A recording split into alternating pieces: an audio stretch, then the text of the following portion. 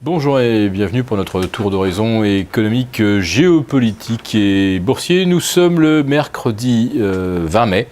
Alors sur le plan géopolitique, pas grand chose à se mettre sous la dent, toujours des rumeurs d'accrochage entre forces ukrainiennes, troupes plus ou moins russes, plus ou moins bien déguisées.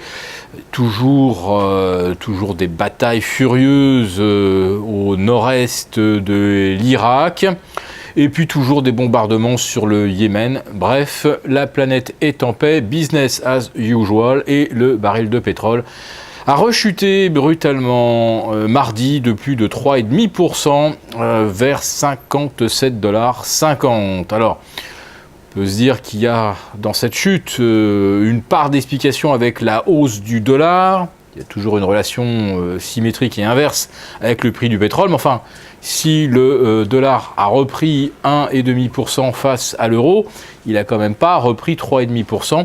Donc il y a probablement un débouclement de positions longues. On en saura peut-être plus cet après-midi avec les stocks de pétrole américains. S'ils ont recommencé à croître, alors oui, il y a de bonnes raisons de penser que le pétrole peut aller plus bas. Si en revanche les stocks se stabilisent ou rebaissent un peu, alors il est possible que le baril retrouve du soutien vers 55 $ avant d'attaquer ensuite une nouvelle phase haussière en direction des 68. Fondamentalement, pour l'instant, il n'y a pas vraiment de raison que le pétrole flambe. Le robinet saoudien est ouvert en grand et on a même battu des records de production. On essaie d'arrêter des puits dans le Dakota du Nord et au Texas, mais enfin, ça ne suffit pas évidemment à résorber les excédents de production. Mais la hausse du pétrole pourrait avoir une raison peut-être autre. C'est que si on ne veut plus détenir d'obligations parce qu'on pense qu'elles n'ont plus de potentiel de hausse, si on pense que les actions sont trop chères, alors que faire de son argent si ce n'est le placer éventuellement dans des produits tangibles et qui en plus de ça ne sont pas périssables comme les commodities. Alors ceux qui ont beaucoup d'argent le placent bien sûr en ce moment dans le marché de l'art. On l'a vu avec la saison des enchères à New York, on a dépassé la barre des 2 milliards d'œuvres d'art vendues, plusieurs œuvres d'art à plus de 100 millions de dollars, une à 175 millions de dollars. Toujours la démesure de l'ultra-richesse. Et cette ultra-richesse, semble-t-il, fait bon ménage avec nos grands argentiers, puisqu'on a appris hier que Benoît Cœuré avait dîné à Londres avec quelques convives triés sur le volet, banquiers d'affaires, gérants de très gros hedge funds, et il leur aurait annoncé que la BCE allait ajuster son quantitative easing, le muscler un peu au mois de mai, au mois de juin, pour compenser ultérieurement un petit assèchement des liquidités calendaires au mois de juillet et au mois d'août. Alors oui, là, on a su que M. Cœuré, bras droit de Mario Draghi, avait déjeuné avec l'élite de la finance. Mais combien de ces déjeuners ou dîners discrets ont lieu sans que nous en sachions rien ? Et on peut se douter que ceux qui y participent en repartent avec des idées assez justes sur la façon dont les banques centrales vont gérer les choses ou la façon dont les marchés monétaires vont évoluer.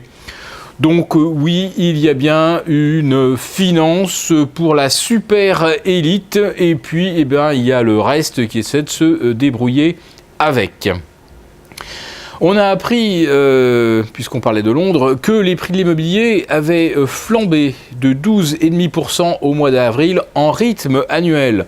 Mais sur l'ensemble de l'Angleterre, on est également à près de 9% de hausse des prix de l'immobilier. Est-ce que les salaires en Angleterre ont progressé dans les mêmes proportions ? Ah non, ils n'ont pas progressé du tout, ça règle la question. Alors une hausse de 9% de l'immobilier, une hausse de 7 à 8% des loyers, pas de hausse des salaires. D'après vous, est-ce que les Britanniques s'enrichissent ? Même chose d'ailleurs aux États-Unis où les prix de l'immobilier ont recommencé à croître, et en Allemagne également. Mais à part ça, il n'y a pas d'inflation. En fait, il n'y a pas d'inflation. Si vous n'avez pas besoin de vous loger, si vous n'avez pas besoin de vous nourrir, si vous n'avez pas besoin de vous soigner, de payer des assurances complémentaires de plus en plus chères, si vous n'avez pas besoin d'une aide pour la dépendance une fois que vous êtes au-delà des 75-80 ans, bref, si vous n'avez besoin de rien de tout cela, et en plus de ça, si vous êtes plus jeune, si vous n'avez pas besoin non plus de faire des études et de dépenser de plus en plus d'argent dans les universités ou dans les écoles privées, eh bien oui, il n'y a pas d'inflation. Alors la grande question, c'est quand même savoir quand est-ce qu'on va arrêter cette fichue imposture, puisque tout monte, le prix des études, le prix des soins, le prix du logement, les taxes locales, etc. À part les smartphones et à part l'informatique, qu'est-ce qui ne monte pas dans notre monde? Je vous le demande. Mais là où l'inflation fera peut-être le plus de ravages, eh bien c'est pour se constituer une retraite. Et oui, ça coûte très cher de se constituer une retraite quand on vous oblige à acheter des actions et que ces actions ont doublé, voire triplé en l'espace de 3 ou 4 ans. Est-ce que vous connaissez des investisseurs qui, dans l'histoire, sur le siècle écoulé, ont réussi à faire un bon placement en achetant les marchés lorsque les PER étaient à 17, 20, 25, 30 fois les bénéfices pour les valeurs techno, 50 fois pour les biotech.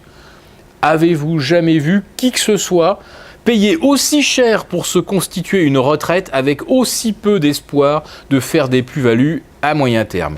Voilà donc où nous en sommes, et c'est pourquoi probablement les fameux initiés qui dînent avec nos banquiers centraux se disent qu'il est peut-être temps de prendre la tangente.